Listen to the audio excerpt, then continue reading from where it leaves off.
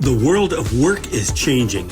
AI, automation, and technology are reshaping how we find jobs, build careers, and connect. But behind every resume and career transition is a human story, and the mental and emotional impact is real. This is Ghosted by the Machine. Welcome to Ghosted by the Machine. I'm your host, Mark Lane, and today we're talking about something that's affecting every workplace, whether we realize it or not, AI. It's changing the way companies hire, how employees work, and what leadership looks like going forward. But as exciting as all of this technology is, it also raises an important question. How do we embrace AI without losing the human side of work? My guest today is Noah Mithrush, Director of Growth Marketing at Guusto and podcast host of HR on the Frontline. Noah spends a lot of time talking with HR leaders about employee experience, workplace culture, and where work is headed. Noah, welcome to Ghosted by the Machine.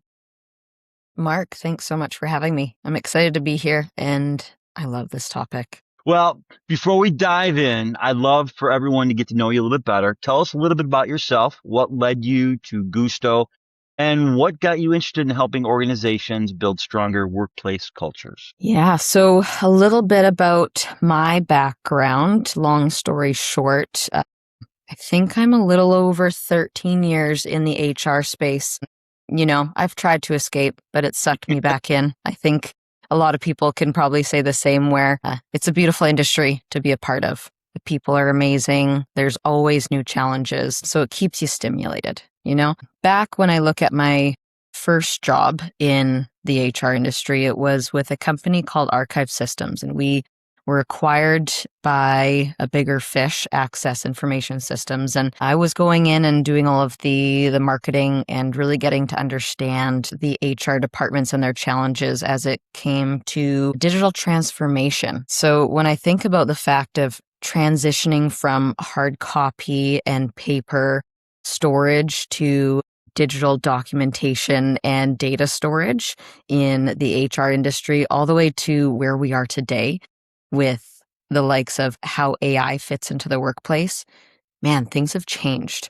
But over the years and in between, I've worked with a lot of different companies, different size companies, from startups being the third person in the organization, helping build out recruiting strategies, all the way to employer branding, you name it, either from consulting perspective or working within, you know, the marketing and sales departments for HR tech companies. So, you know, a lot of different experiences along the way, but how I ended up at Guusto, finished my last contract with the last HR tech company I was working with and looking for my next opportunity. And I came across Guusto, and we had our conversations, and the recognition piece was something that I hadn't necessarily, I'd say, experienced before. And when I saw the product, I demoed the product, and I was like, okay, I get this. I can sell this. And I get the value of it. But it wasn't until probably the first month of being with the organization that we drink our own Kool-Aid. We use the product. We build it into our meetings, the recognition piece. We really do walk the walk. We don't just, say, hey, use our products. And we don't really know how it works, which I think, if anyone's buying software, make sure you always ask the company, do they use their own software? But it was that moment after the first few weeks and the first month that I went, this is a game changer. This is what most companies are missing in their culture, the training and the habits around recognition and making people feel appreciated, which I think is becoming more and more evident. We see new generations come into the workforce and higher pressures, you name it. But long story short, short story long, that's how I ended up at Guusto. Speaking of employee recognition, we know AI is taking a lot of the human element about it. So it's really important to make sure your employees are happy. It feels like something we're all talking about and something we're using every single day. I got my Claude over here or my Chat GPT on this computer. It's happened pretty quick. And we talked earlier, when I first started working with a PR firm, I was using it for developing communications, press releases. So from where you sit, what are you seeing? Has anything surprised you about how quickly companies and employees have had to adapt to it? Such a good question. I don't think anyone's figured it out, to be Neither do honest. I. So from what I'm seeing, if we go back about 2-3 years when it really started to be exposed, we're talking about the ChatGPTs, the Claudes, those LLMs that started to hit mainstream, 2-3 years ago? And I was looking at some stats the other day where within that first year to 2 years, you had ChatGPT with 900 million users. You had 750 million users on Gemini. The growth was exponential and it all happened so fast. So what we saw within, the workplace environment and what was becoming the norm, I think the norm was chaos, to be honest. I don't know any other way to say it. You had large companies like Starbucks who were implementing AI tools to try to drive efficiency, and they did layoffs of thousands of employees. And we're not talking years, we're talking about months, they rolled it all back because it didn't work, right? Nobody's really figured out. We're going through a major transition phase. I've seen some people, and I use the word people because it's not necessarily a workplace wide thing yet, but I do see individuals doing it well versus companies as a whole doing it well. So, I think we've been hit with this innovation at a pace that is hard to comprehend because change management's hard, right? As humans, when we look at the human side of thing, which I think there's very much, this is something we cannot lose focus of, especially in HR, is like the human side of things we have to focus on the psychology of it. Change is tough. People are going to be emotional around this. There's more than half the people are really resistant to AI, but most of it's because they don't know how to use it. It's a discomfort, right? So I think a lot of the discussions that I end up having around AI do end up going down that human behavioral side of things and more the psychology side of things. A lot of people that I've spoken with through the podcast or other job seekers, that's their biggest issues they have going through the process of using AI to try to find a job, filtering through that ATS system. It's almost like winning the lottery to get an interview these days because everyone is using it. You're competing with everybody else's AI for those keywords. Yeah. So when it comes to like recruiting or the application process, right, you see it used in a lot of different ways. Sometimes you're going through the application process and you don't talk to a single human the whole way through, right? Some companies do that really well, and some companies do that really poorly, right? We were talking just before this around experiences and getting ghosted. Sometimes the automation is broken or they didn't remember to turn it on, or it was an afterthought. So there's a lot of people being asked to use this that don't have the skill set yet. We're asking a whole workforce to, in a lot of scenarios, use AI. And I'm going to probably go on a little bit of a tangent here because there's always so many thoughts that go on in my head when I think about this. And it changes per industry that you go into, the different roles. But when I reflect on a lot of the companies, the organizations that I speak with, the teams I speak with, the individuals I speak with, there's varying levels of skill set. When you look at the technology from the technology lens, I would say the best products built help you in your daily workflow, and you often don't know that you're using it. Good example, Google. They've been using AI for 2 decades, I think over 20 years. AI has been built into their search engines. We as the users don't realize that. It's not until these major LLMs have been released and they've become mainstream that everyone went into an uproar being like, AI is going to ruin everything and what's going to happen? There's this fear around it, but we've been using it for decades.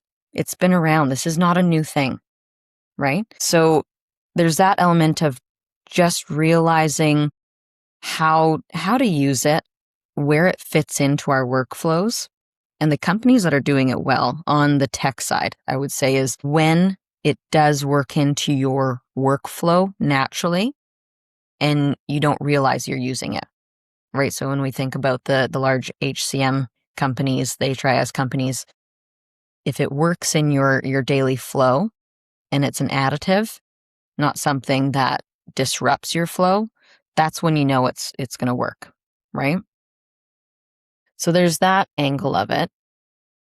When you look at, the recruiting, the application processes, we have teams that haven't been trained on this, right? So, and okay, companies are just being forced to use AI for the sake of using AI, whether it be the executive team being like, we need to embrace this, we need to use more of it. But what does that mean?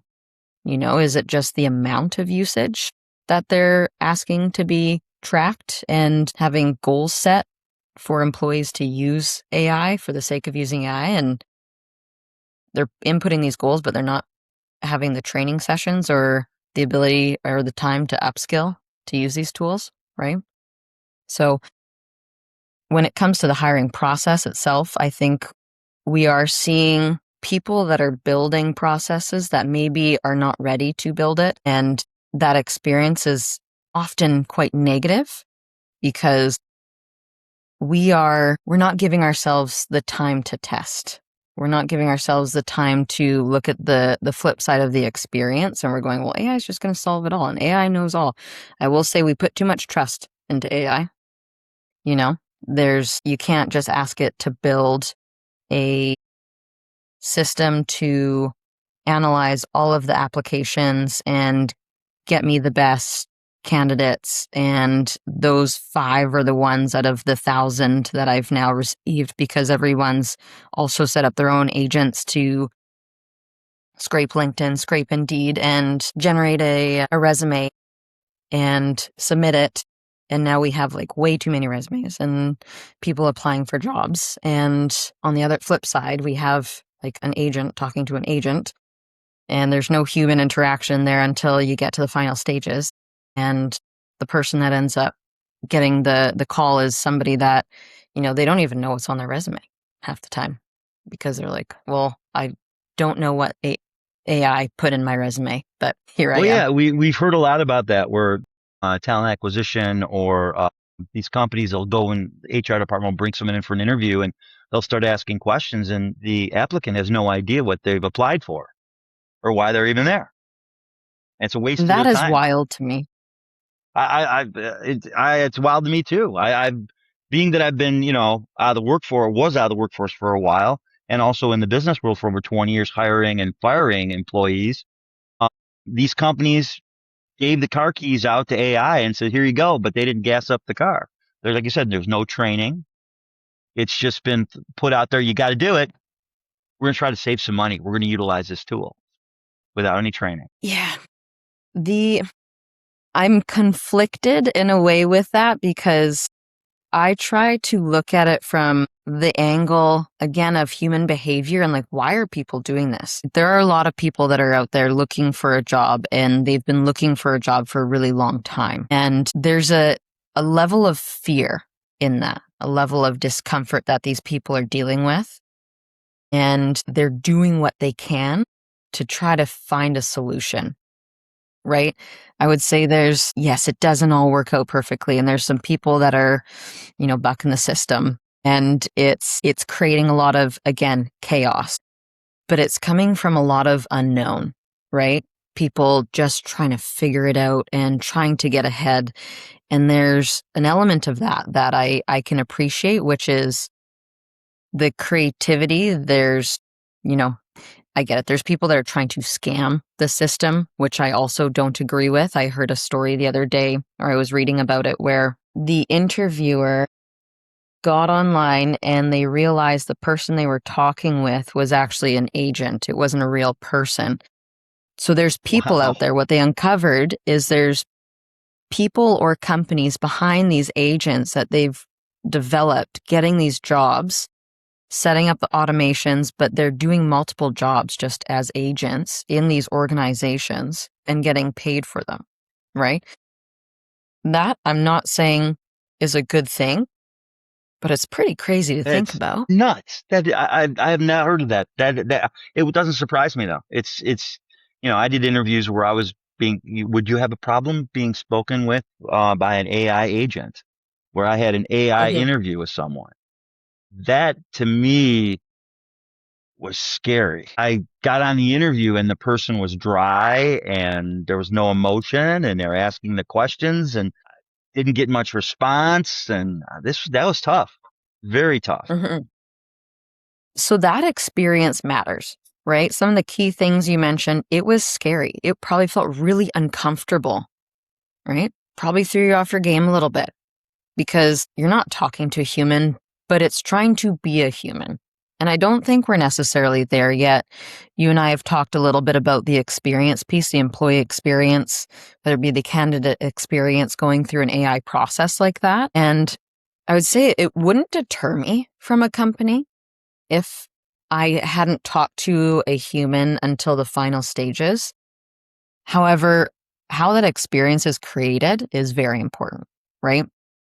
If you're doing an intro call and you're talking to a robot that is asking you questions like this, and it feels uncomfortable and it's trying to be something it's not, no thanks. I don't know who's going to be comfortable with Right. that.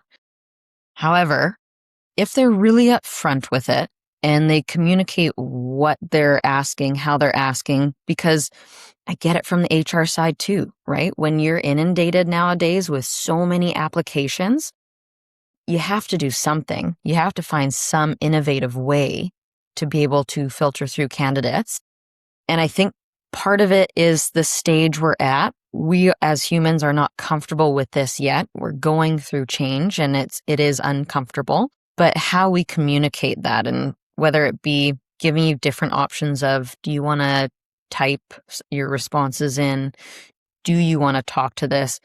At first, giving the option to talk to a human versus AI, there's a number of different ways that, we've, even from a lead generation perspective, right? Bringing people in and doing your demo. Like, is there a way that you can do the demo with or without like an AI agent, or have a human come in and do it and be able to ask the questions and answer the questions and things like that? So as long as that experience is a positive one versus something where you leave and you feel uncomfortable, I would say, yeah, that's not ideal. And that kind of leads me back to a thought that I've done this with a number of organizations when I would do consulting on the application process. I'm thinking of one in particular where we did an employee journey mapping practice. And I always think like any, whether it be onboarding, whether it be the application process, whatever part of the employee experience you want to dig in and really understand, often what you see out, I would say 90% of companies, organizations, individuals forget this very key part. But in employee journey mapping, you start with, hey, here's the individual steps that the employee is going to take in an onboarding process. Here is data flow, what systems they're using, and how information flows between the different systems at these different stages. And the key component that is always, most often missed is, how is the employee feeling in this step? Onboarding, it's their first day. Are they probably nervous? Are they confused of where to go, right? You're trying to send them a map of where the head office is, and they don't know necessarily. They're going into a big office building and they're like, well, what floor? Who am I going to see when I first enter? Is there going to be a front desk there that can help me? There's going to be a level of confusion. And then you can map your communications and your experience around those emotions. That is the most pivotal piece of the journey, right? But we often miss that, and we look at it very from like a system standpoint, and then we push people through these experiences. And that's often what creates the bad experience, right? So I think, when we talk about going through a recruitment process or an interview process, and you're only talking to AI, you better map out those emotions at each step of the way to really understand how you're communicating, and whether it be the automated emails, what the heck is going in those emails matters. And when those emails happen matters. But you miss that if you don't consider the emotional side of it. So I think it's very obvious to tell nowadays when people are building systems just to build systems versus building it to work with the emotional side of the employee experience. And if they don't follow through those steps, what's happening now is there's a lot of websites being built, a lot of chatter by job seekers that are coming back and probably eventually going to hurt the brand that they applied to. Numerous sites. And I know that in Canada, they signed into law, I believe early into 2026, against ghosting, that if a company does not get back to an applicant in a certain amount of time, that they can be brought up and fined for not getting back in time. Heard that late in 2025. That was coming through in 2026 for Canada. Wow. Yeah, that I didn't know that. But that is interesting. So that means it's enough of a problem. Glassdoor is one thing, but there's probably about 3 or 4 new sites that have actually reached out to me.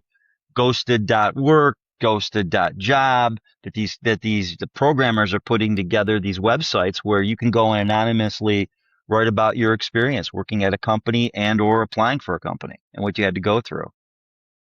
Mm-hmm. Yeah, I'm not saying ghosting is a good thing. So I hope that the way that I articulate this doesn't come off as so. But it brings up another thought where, unpopular opinion, we need to change our expectations as well. There is human courtesy, common courtesy. Again, I'm not talking about the ghosting part, but when it comes to AI and the experiences we're having and how work is being done, it's different. It is. Well, yeah. It's going to continue to change over the next number of years. And, if we look forward at what the workplace looks like, I don't know, there's, something that we kind of touched on earlier as well, as like, what does the future of work look like? I don't think anyone really knows yet. You can look at the prediction. Hey, let's back up 5 years ago. And there were all these future of work reports that were released. I read a lot of them, right? And not all of them were spot on. There's a lot of them, when we look at everything from the chaos that was created by the pandemic and the pressures that were put on HR and the shifting of responsibilities, heightened responsibilities in different departments, right? HR got the brunt of that. Man, oh man. So much was thrown at the HR teams that they were not trained for. Nope, weren't prepared for it. But hey, want to talk about resiliency? HR, man, like they had to go through so much transformation and handle so much of the livelihood of the company and the individuals, and these work from home and now come back, and then maybe hybrid, and then maybe not this, and then now you're a psychologist because mental health and well-being is all over the map, right? But there was a lot of predictions through those years that were just moot. Didn't happen. And that's all that we can do at this point. There's chaos, and the future of work, what does it look like? I don't even think AI can properly predict that, right? It'll try. It'll try, but there's the misunderstanding, I think, often, and what scares me around the statistics that I read in 2025, of the top inquiries or chats had on OpenAI, 25% of them were around emotional support. So we're talking about relationship advice. We're talking about more psychology-driven questions and conversations, and emotional decision-making. That's a scary statistic. that we are relying, 25% of the top use cases, that's a lot, right? When we think about the 750 million Gemini users, the 900 million ChatGPT users, 25% of the top inquiries, emotional support. So we as humans are relying on these tools for emotional support and emotional decision making. Now we're seeing that change through 2026 drastically with the likes of like an increase in agentic use and more efficiency in the workplace. When we look specifically at the workplace, I'd written a stat down here that I thought was interesting. 28% decision making in the workplace. So that means specifically within organizations, people are using it to make decisions, right? 28% of the use cases are saying, should I do this or that? That is an alarming statistic for a few different reasons. The one that I am concerned for, and that I think, is important for HR to keep an eye on, is what happens to the human brain. Yeah, that was when we're not making our own decisions. Yeah, that's my next question is it's going to make us more productive, and it has, but it doesn't necessarily make people feel more connected. How do companies embrace all this technology without losing the one-on-one, the human side? I don't even think the verdict is out of if it is making us more efficient, right? The majority of companies, and I can't remember the number off the top of my mind, I'll make sure I go back and cite that and get you that information, but a lot of companies are investing in AI and pushing the use of AI, but they're not actually seeing the return on the investment, right? They're not actually seeing the efficiency gains. Well, Ford, they had an issue. They let go on engineers last year, and they're for quality control. And now they're going to be bringing, I think they let go 4,500 of these engineers. They're bringing half of them back already because they're not seeing how it helped. And a lot of the large companies that have been hitting the headlines with their mass layoffs, surprise, surprise, a lot of them are hiring them back, right? Because they also realize that with the rising costs of AI, that a human does it just as good, if not better, at a better cost, right? So a lot of organizations are jumping into it in terms of like, hey, we got to use it. And they're doing it without guardrails or real understanding. Again, I kind of go back to it's the wild, wild west out there. It's chaotic. I will say one of the scenarios of how I've seen it done well, we have internally at Guusto a lot of pro AI leaders, and in the way of, but also pro people.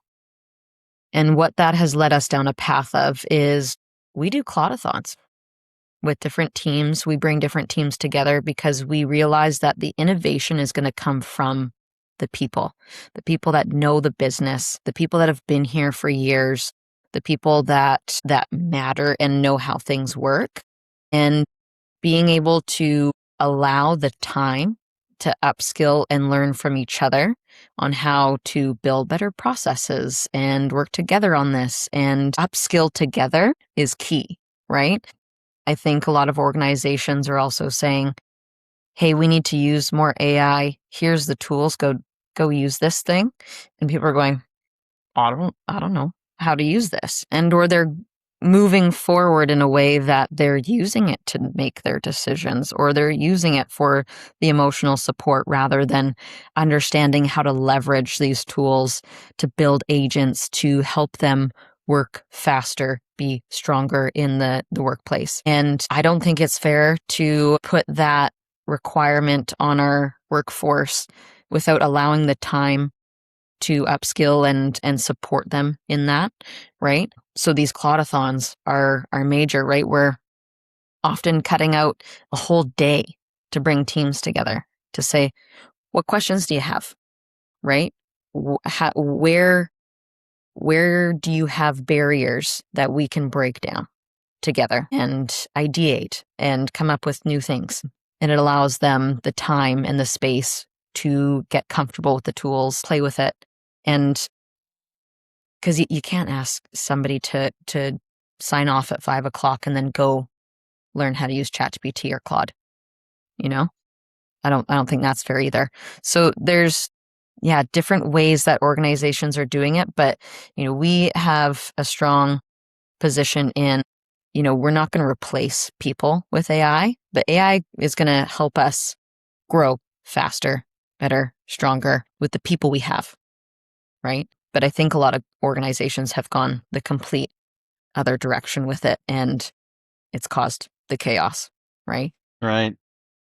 So obviously hiring is something that's real close to me, and we talked a little bit about it earlier, but from your perspective, how do companies use AI to improve the hiring without creating an experience that feels cold or impersonal? I think that's a great question. And you can see how And fired up I get about it. totally, you and thousands of others, right?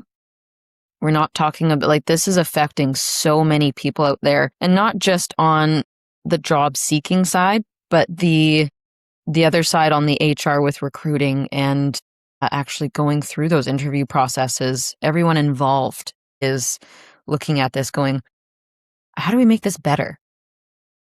I think it's fair to say we're not all happy with it, so something has to change. I don't have the perfect answer today as to what that looks like, but I do think the TA realm and the hiring process, something's going to change. It is ripe for innovation. I think we often get held back in building better processes because we get stuck in the status quo, right? It's the way we've always done things. This is the way it has to go. So we're going to take steps 1, 2, and 3, and we're going to put AI in step 3 and have somebody talk to an AI bot in order to go, like, to get to step 4. No, I think these steps have to change completely. And again, I don't have the answer for what that looks like, but I do think there's a better way. Because when we have this much resistance, it's almost like things are just going like this and like the bridge is about to break. So if there's enough of a bad experience on both sides, something's got to give. Maybe this is a segue for people listening, that if you can think of a creative way to better that process, you might have a business opportunity there for yourself. Yeah, right? Right. And leadership is a big part of this. I think leaders should be talking more about this right now, and they're the ones that have kind of pulled that lever Mm-hmm. on AI. Maybe it's not getting enough attention. Do you think it should get more attention about them or for them? For executives or Yes. leaders? Leaders. 100%.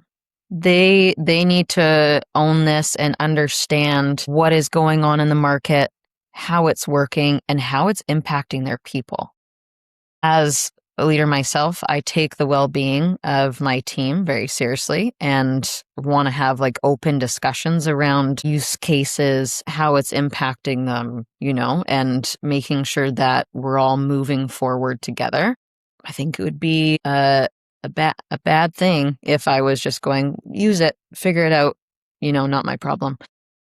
But, like, we are in these positions because we're supposed to bring people along and develop and keep the workplace happy. And I think if we're not taking that seriously as an executive team, as leadership, and understanding how it strategically fits into the environment and to the culture, we're not doing our jobs. I don't know if that answers your question. No, or if I think went in a different direction with it. I think you hit that perfectly. I mean, they're learning something also. This is just another equation that they're trying to figure out. I mean, AI has become this huge Rubik cube, and they're trying to figure it all out also. Leadership, and I've talked to TAs, I've talked to headhunters, I've talked to business leaders, and they say the same thing. They're trying to figure it all out also. And with you, you're trying to make sure your business and your team is working together, and you're trying to make sure they're happy going through this process.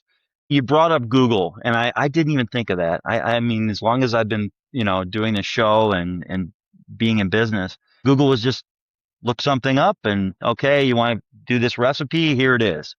They've been using AI. I had not thought of that. That just talk about the light going on in the back. But now, Yeah. we've been given the keys to the car. There's no gas in that car. We've got to fill it up. We've got to teach AI to help us as we grow in our business, in our jobs, in our career, in life. Mhm. You know, Yeah. my kids are on the forefront. My daughter just graduated college, and she was going through it in college for 4 years. And I could get that sense when she said, "Dad, I did this paper," and amazing writer.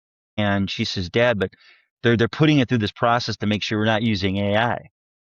I'm like, Mhm. "Really?" She says, "Yeah, there's tools now that they can look at. And, they actually brought me, there was like two or three things that they were asking me if I used AI in my writing." I go, "Did you?" She says, "No, heck no." They have to worry about that as she was going through her college career. Is it a Amazing. problem though if she's using AI to write Shouldn't or be. to It shouldn't be. Well, but they made it that it's almost like you're cheating. But I remember Mhm. growing up, I had Encyclopedia Britannica that I would go through and find quotes and, and utilize that. So it's Yeah. just interesting. It is interesting. I was actually just out at dinner with some girlfriends last night, and we were talking about because there's a couple teachers in the mix, and the way we used to learn versus how it looks today, and even the practice of reading.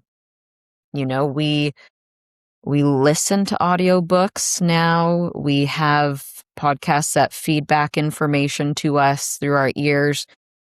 A lot of people aren't sitting down, at least in the younger generations, and reading the way that we used to. And one of my friends is an owner of a bookstore here. And, we got going down the topic of when young people aren't reading, it's not the sake of reading. I wasn't the best student back in the day.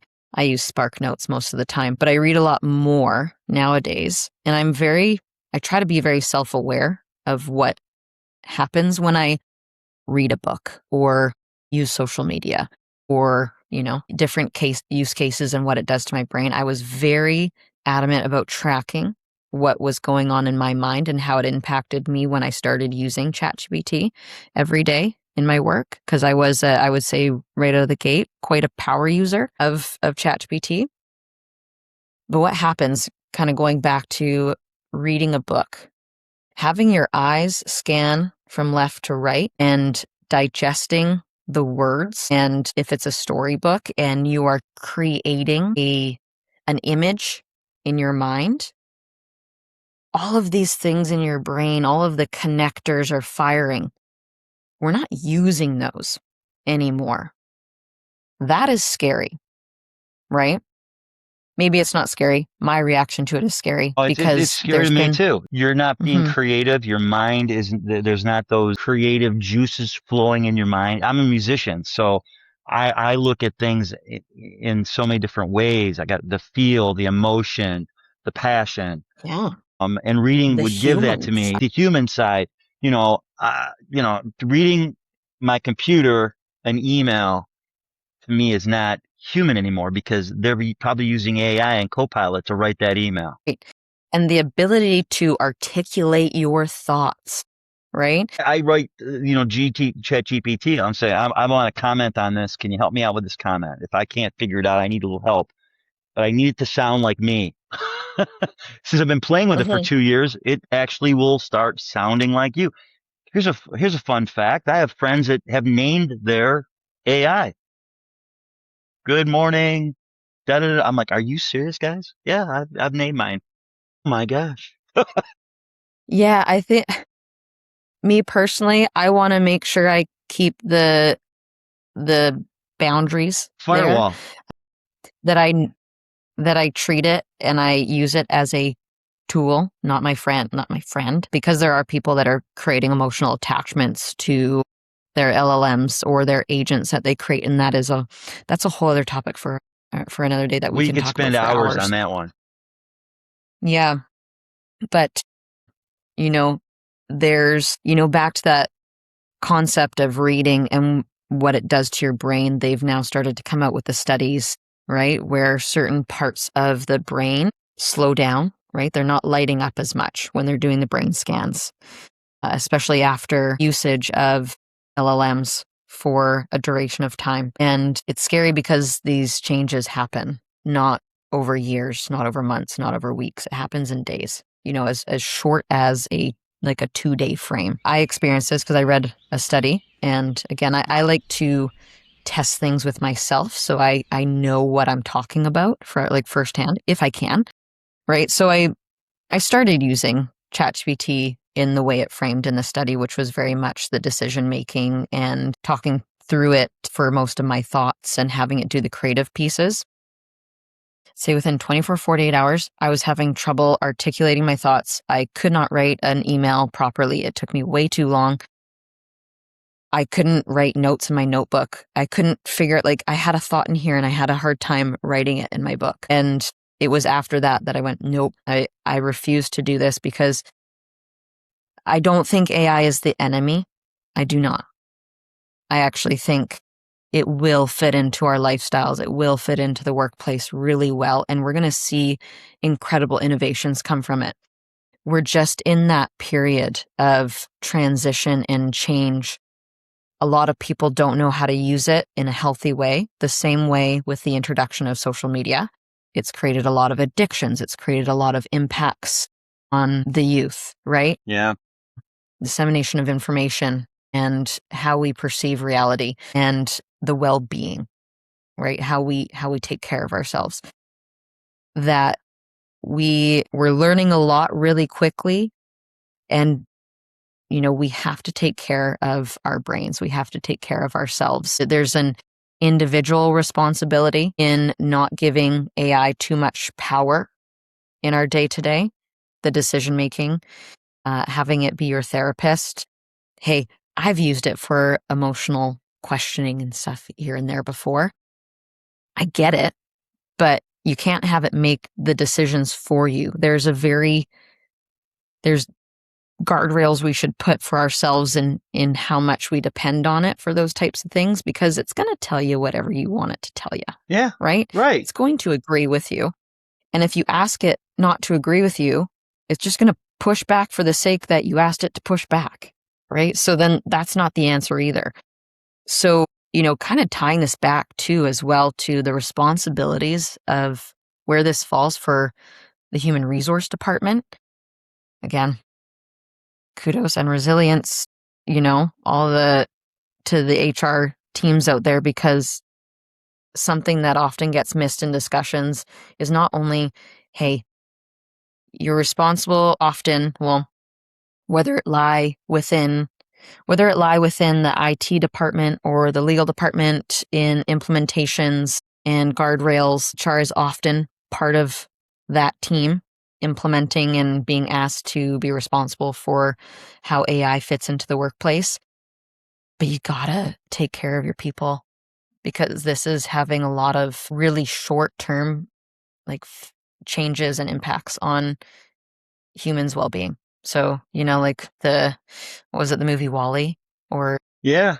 was it Idiocracy, right? Where everyone becomes just these people that can't think for themselves, walking around, and I don't know. That was a great movie. I remember taking my kids to a drive-in and watched that movie and coming back going, hopefully that society is not going to be like that, as our kids were learning about social media and living vicariously through each other.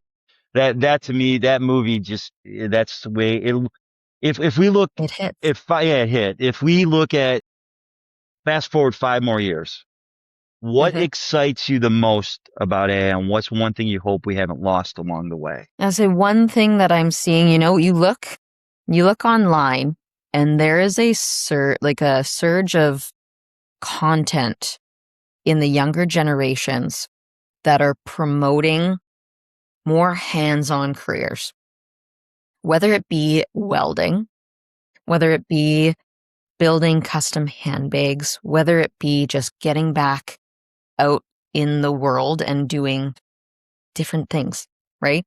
As opposed to going down the tech path. Well, that I think is cool, because I think it's going to change the way people choose their careers and what they do. And hopefully for a lot of people, and I don't mean this in the way of because there's no jobs to be had in tech, because I think there is just changing, right? So there's I'll get to that part after, but I am seeing this surge of young people going and doing things that they're super passionate about. On the tech side, it's making it very easy nowadays to start your own business, but also the skill sets, the talent that's coming up. I'm seeing a number of young people that they've come out of college or even high school. They were promised this future, and guess what? The future doesn't look the way that you were promised.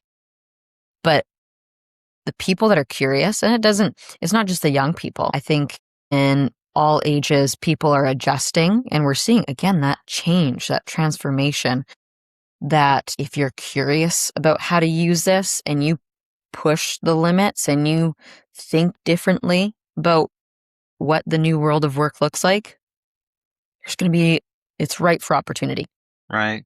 Things aren't going to be the way they used to be. Right. The jobs aren't going to look the way they used to be. I myself find, when I'm talking with companies that are looking to hire new individuals into different roles, and I hear the needs of what they're trying to accomplish, right? What are the responsibilities?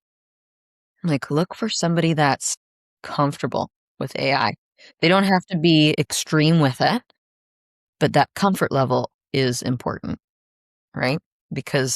And the ability to learn and think differently around it, to push the status quo with it, right now, that's like a skill that I think is just going to take off. Is there anything that gives you hope with everything changing as quickly as it is? Totally. Yeah, I definitely have hope. It's going to be hard for a lot of people to sit in that discomfort of what it looks like. But hey, I think when we first gained access to the internet, remember, everybody was scared. Yeah. We now have these computers in front of us and we're like, oh my God, was it Y2K and internet's going to crash? But also just getting access to the internet.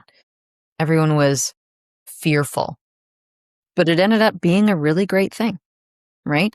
Again, going back to the likes of AI, Google, we've been using it forever. AI has been built into these things for a long, long time, right? People don't realize it. We've been using AI. It's just been presented to us in a different way where we as the user have more power than we ever have before. And I actually think that's a good thing. We just need to figure out how to use it to our advantage and not lose ourselves in the process. We're just going through the chaos of innovation, and it can be a beautiful thing. It can also be a scary thing. But I think really good things come when we sit in our discomfort, right? So from more of an individual standpoint, I often take the path of ultimate ownership over our outcomes. So, HR, give yourself a bit of a break too. And because, yes, to your point, we're all trying to figure it out. But how do we train individuals to be able to take responsibility for their path forward with this? Because it's an interesting tool. It's an interesting time, and things are moving so fast. But I'm hopeful. Definitely. I think there's a lot of beautiful things that are going to come from this if we use it in the right way. And we don't Right. take out the human element. That is so important. And I do believe that it will open up an opportunity for us to be more human than we have before. When I look back over the years that I've been working with teams in HR, around HR, you name it, most of the work, especially when I look back at the digital transformation stages, HR was always bogged down with paperwork, the manual processes. And often I would talk to HR professionals and they'd go, this isn't what I signed up for. I got into human resources because I wanted to deal with humans. I wanted to be there to help people in the workplace. I wanted to help build culture in the workplace. I wanted to do all these things that they cannot do because of the processes, because of the paperwork, because of the data management. And I do see a future where that all that human element is coming back into HR in a big, big way because we've built the processes. We're having agents and these different tools do that mundane work. And I'm not saying it's mundane, but it's the stuff that I think naturally HR doesn't want to do, right? But it will open up a world where we can be more human again, to be able to sit down and talk with people, get to know Conversations. each other.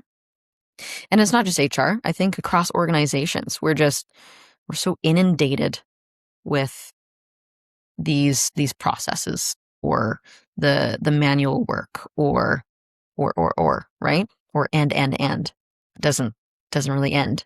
So if we leverage it in the right way, it will allow us to be more human. And I'm maybe speaking more from personal experience of how I'm setting up tools around my daily work that are allowing me to connect with my team more, to be able to sit and have conversations with them more and work through challenges together, right? Bring the team together because we can, right? Well, Noah, thank you so much for joining me today and joining the show. One thing I always take away from conversations is that AI isn't really the story, people are, and technology will continue to evolve, but trust, relationships, empathy, and great leadership will always matter. So if you enjoyed today's conversation, be sure to subscribe and follow Ghosted by the Machine. We release new conversations every week with job seekers, HR leaders, recruiters, and innovators who are helping shape the future of work. I'm Mark Lane, and this is Ghosted by the Machine because behind every application, there is a human. Let's make hiring human again. Noah, thank you so much for your insights today. I really enjoyed our conversation, and hopefully we will talk soon. Definitely. Mark, thank you so much for having me. This was a wonderful conversation. I'll be back.